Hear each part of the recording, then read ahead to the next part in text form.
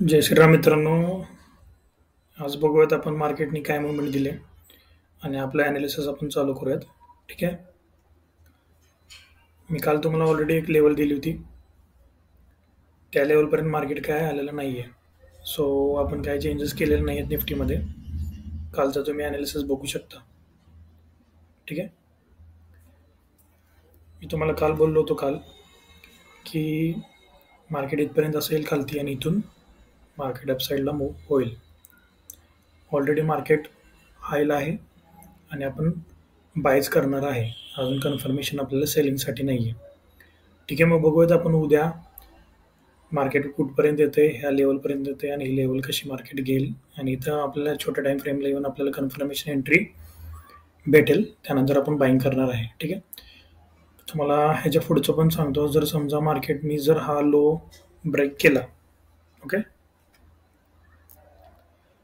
हा लो जर ब्रेक केला त्यानंतर मार्केट लो असं ब्रेक करेल. मार्केट लो असं ब्रेक केल्यानंतर मार्केट परत वरती जाईल आणि इथं आपल्याला कुठेतरी लेवल भेटेल.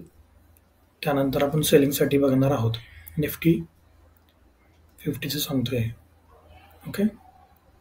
त्यानंतर इथं आपल्याला कुठं लेवल भेटेल, त्यानंतर आपण इथून सेल करणार आहे. तोपर्यंत आपण बाईंग करणार आहे. लेवल जर ब्रेक केली, लो जर मार्केटने ब्रेक केला तरच, तोवर नाही.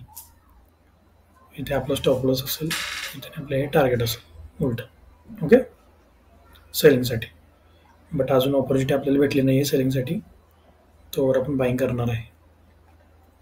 बँक निफ्टीचं बघूयात आपण. बँक निफ्टीमध्ये काय झालं. ओके.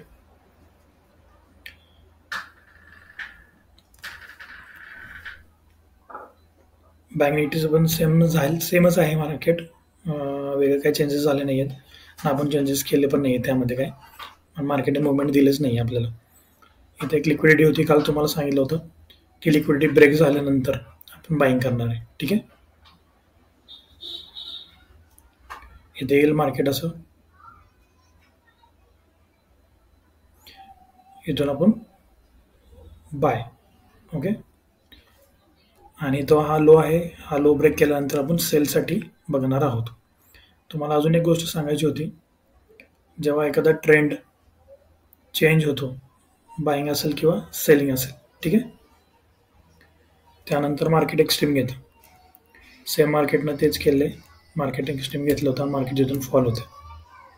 ठीक आहे. इथं मार्केटने एक्स्ट्रीम घेतलं आहे आणि इथून मार्केट फॉल होते.